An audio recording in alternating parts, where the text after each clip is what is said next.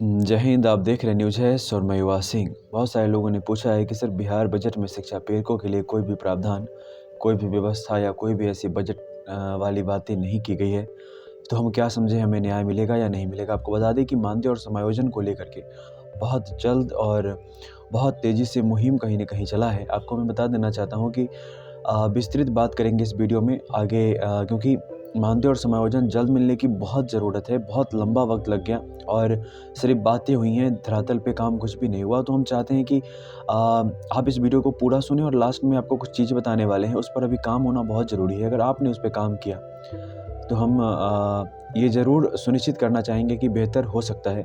इसमें कहीं से कोई संदेह वाली बात नहीं है, लेकिन सरकारें जब तक नहीं चाहेंगी तब तक कुछ भी नहीं होगा, ये आपको भी मान के चलना होगा। तो अभी तक यदि आपने चैनल को सब्सक्राइब नहीं किया है, तो चैनल को सब्सक्राइब करके जुड़ जाइए, बेल आइकन दबा लीजिए, लाइक कीजिए, शेयर कीजिए, क्योंकि बहुत लोगों का कहना होता है कि सर व्हाट्सएप के माध्यम से, कॉल के माध्यम से रिप्लाई करना बहुत मुश्किल है टीम के द्वारा, क्योंकि बाकी काम में भी थोड़ा व्यस्त रहते हैं। तो आप चैनल से जुड़ जाइए ताकि जो भी इन्फॉर्मेशन होगा सीधा आप तक पहुंच जाएगा यहाँ से। अब आपने देखा होगा कि कल ही यानी कि 3 मार्च के दिन जो ये विधायक हैं, हमारे विधायक हैं, उन्होंने कहीं न कहीं शिक्षा प्रेरक के मानदेय और समायोजन को लेकर के बात कही।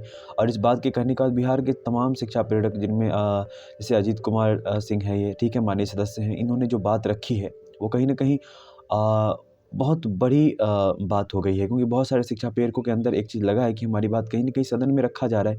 सदन में जो भी हमारे जो सरकार के लोग हैं, या फिर जो भी लोग हैं जिन तक हमने अपनी बात को पहुंचाई थी पत्र और ज्ञापन के माध्यम से, उन लोगों के कान में भी कहीं न कहीं बातें गई है कि शिक्षा प्रेरक के लिए कुछ न कुछ विशेष होना चाहिए, इनके लिए आवाज़ उठनी चाहिए, इनके लिए बात होनी चाहिए।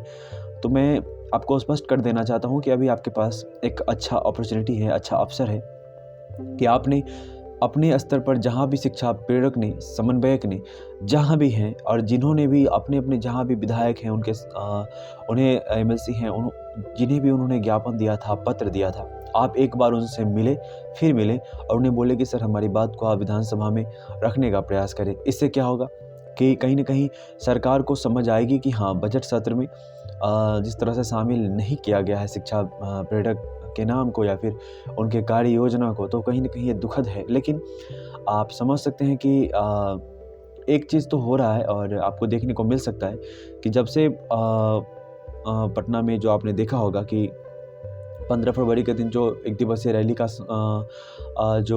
एक दिवसीय रैली रखा गया था, उसके बाद जो चीज़ें बदली है बिहार में, वो कहीं न कहीं आपको समझने योग्य बनना चाहिए, क्योंकि बहुत सारे जो ऐसे विधायक हैं जिन्हें अभी भी लगता है कि नहीं, शिक्षा प्रेरक या फिर से जो मंत्रिमंडल में लोग जो बैठे हैं या सरकारें हैं, उनको भी लगता है कि नहीं, शिक्षा प्रेरक आज भी एक्टिव है, फिर भी वो न्याय क्यों नहीं दे रहे हैं। ये एक बहुत बड़ा मुद्दा है और ये आगे भी रहेगा। लेकिन आपको स्पष्ट कर देना चाहते हैं कि मानदेय और समायोजन को लेकर के जो कल विधानसभा में जो बातें हुई हैं, वो कहीं न कहीं काबिल तारीफ़ रही है और तमाम जो शिक्षा प्रेरक हैं, वो विधायक जी का धन्यवाद कर रहे हैं और व्हाट्सएप के माध्यम से भी कह रहे हैं कि सर आप एक अपील कीजिए लोगों से कि जितने भी शिक्षा प्रेरक हैं, वो सभी लोग अपने-अपने जो सदस्य हैं उनके विधानसभा के, उनसे जाकर के बात करें और उन्हें कहें कि विधानसभा में हमारी बात को आप उठाएँ, एक निम्न स्तर से उठाएँ, हमारी बात को रखें, ताकि बार-बार एक चीज़ें होने पे कहीं न कहीं सरकार को ये चीज़ लगेगा कि नहीं, हमें इनके लिए बेहतर करना चाहिए। आपने एक 2 दिन 3 दिन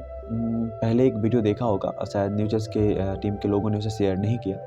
तेजस्वी यादव जी कह रहे हैं, जो माननीय उप मुख्यमंत्री बिहार हैं, वो कह रहे हैं कि हमने सबके लिए बेहतर सोचा है और हमारे पास पूरा प्लान है।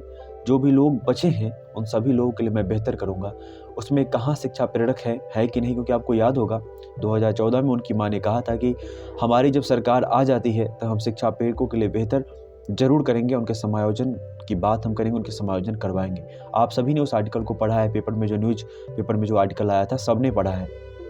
तो मैं आपको स्पष्ट कर देना चाहता हूँ कि सरकारें कहीं न कहीं इग्नोर कर रही है आपको, इसमें कहीं से कोई संदेह वाली बात नहीं है। अगर इग्नोर नहीं करती तो 31 मार्च 2018 से आप बेरोज़गार नहीं होते, आज दर-दर की ठोकरें नहीं खा रहे होते। आपकी संख्या बल अधिक है और आपने देश हित में कहीं न कहीं राष्ट्रीय स्तर पर आपने काम किया है।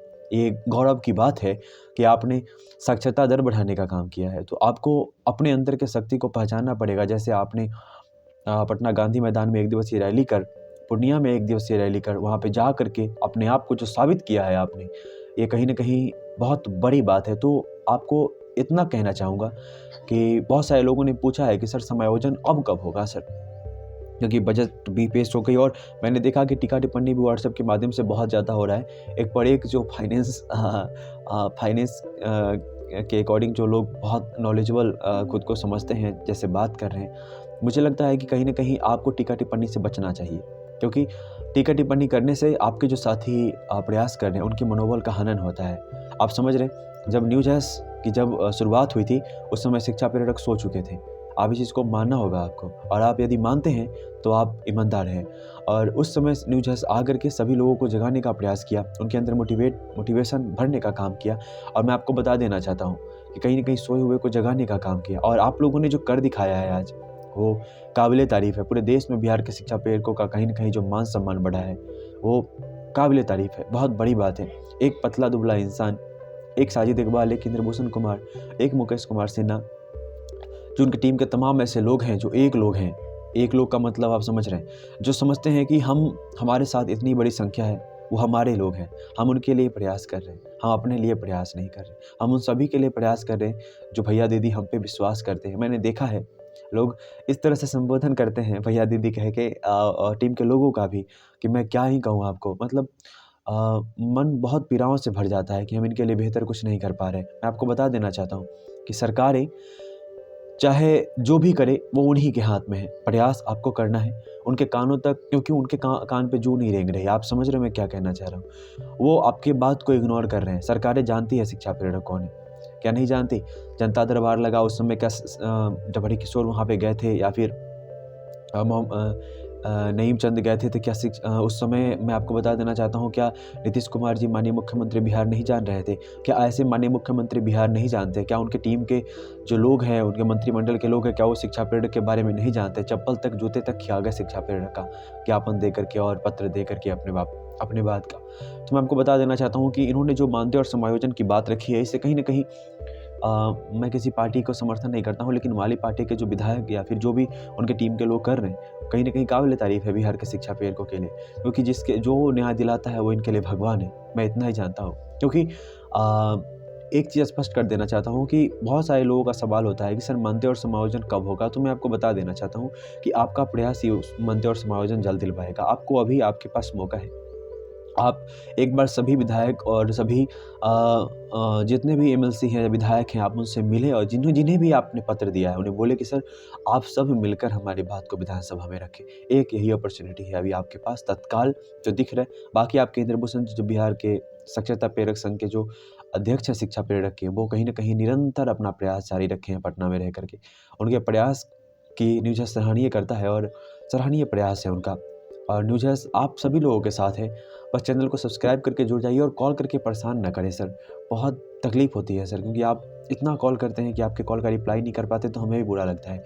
चैनल को सब्सक्राइब करके जुड़ जाइए, बेल आइकन को दबा लीजिए ताकि जो भी वीडियो हो वो सीधा आप तक पहुँच पाए और सटीक वीडियो पहुँचे, अफ़वाहें नहीं फैलें। बहुत सारे चैनल यूट्यूब पे अफ़वाहें फैला रहा है शिक्षा प्रेरक को लेकर के, तो ऐसा ना हो। बहुत-बहुत धन्यवाद। जय हिंद। कुमार सिंह माननीय सदस्य, माननीय अध्यक्ष महोदय, राष्ट्रीय स्तर पर साक्षर भारत मिशन में महत्वपूर्ण भूमिका निभाने वाले शिक्षा प्रेरकों की सेवा 31 मार्च 2018 से रद्द कर दी गई है। सभी शिक्षा प्रेरकों के समायोजन तथा उनके बकाये मानदेय की अविलंब भुगतान करने की मांग करता हूँ।